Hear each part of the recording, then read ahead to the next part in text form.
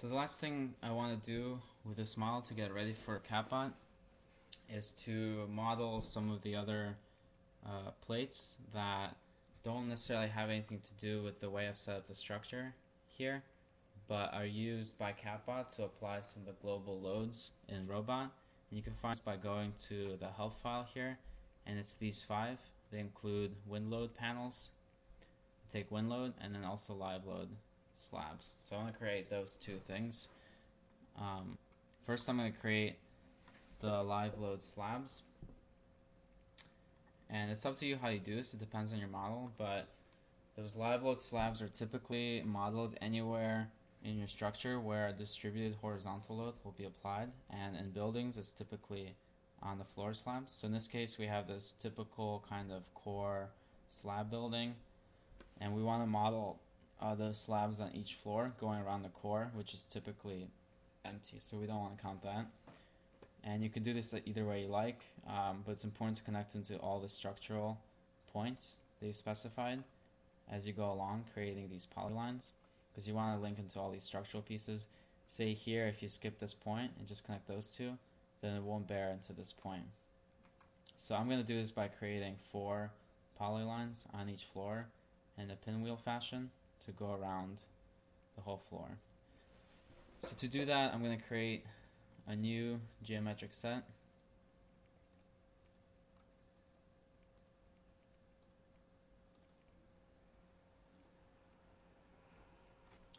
Call it plates. And then I'm also going to create the analytic set kind of structure that we did with all the other geometric sets. And put it into there. And you're going to have to do this pretty much for every geometric set you create from now on if the model is going to be used with CapBot. So inside analytic set, I want to create a set called points,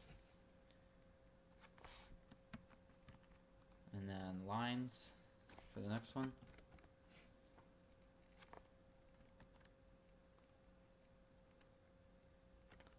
and then plates for the last one. Now I'll keep this highlighted because I want to create the plates and have them go into this geometric set right away. And I'm also going to change the display options so you can see better what I'm creating, because it gets kind of messy with these structure models. So I'm going to do kind of this purple color and a thicker line and start making the plates. Basically I want to start making polylines. I'm going to make those kind of going around the core on each floor of the building. So I'm going to close that. Here's our first plate, it goes in here, and I'm just going to keep going around.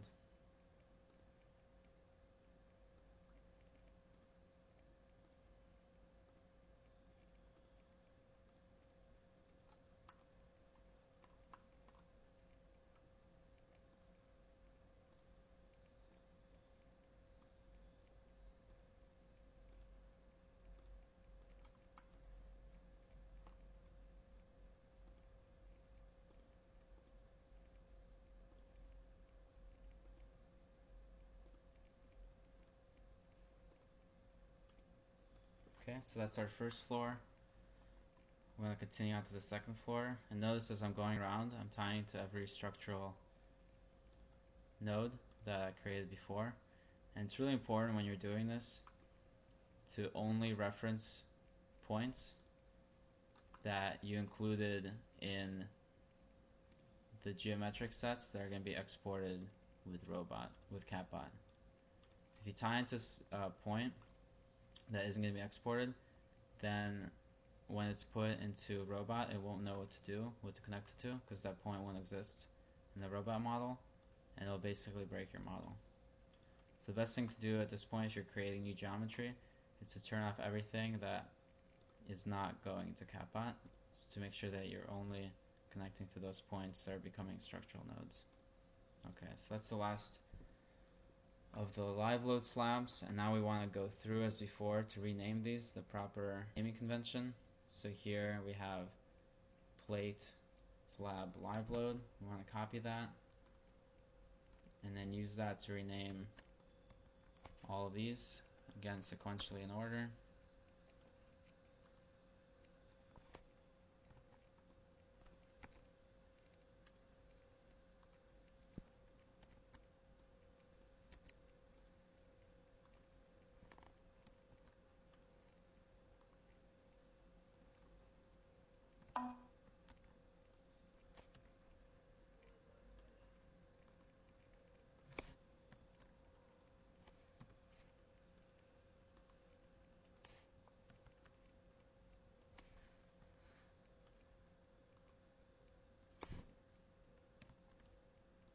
Okay, so that's the last one.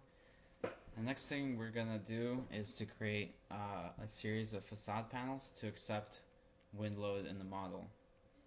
This can get a little tricky because you have to first figure out which sides of your building you need to make the panels on, and you really only have to model the panels on the sides that are receiving wind load.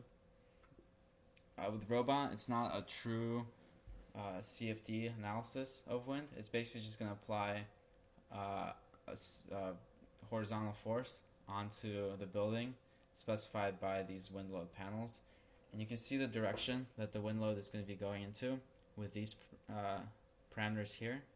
So you can specify the direction depending on which side of the building you want to test for wind.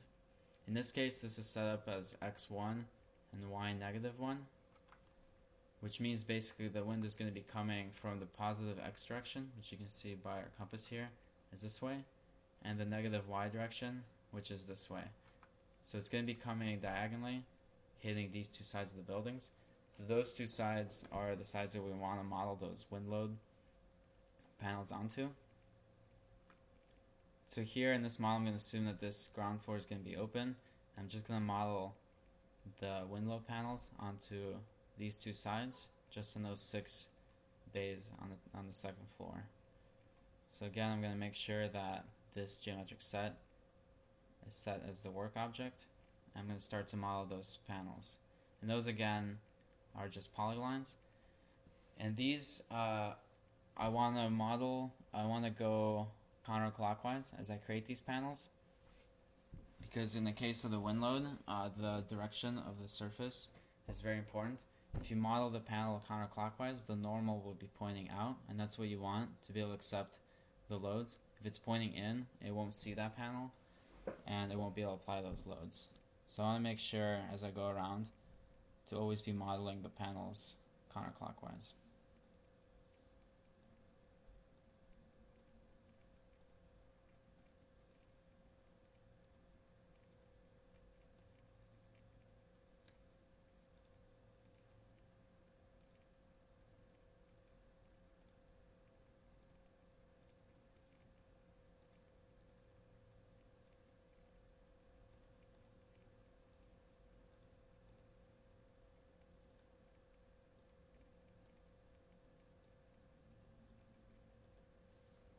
Okay.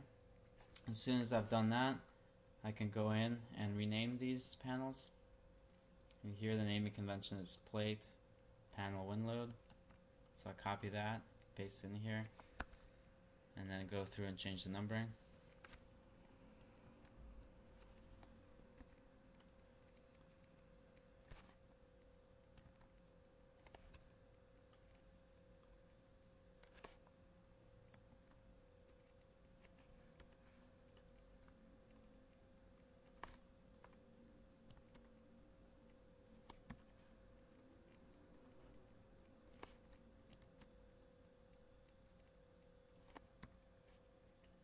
Okay, so now that we've done that, we have all the geometry we need, and we're ready to put it into CapBot.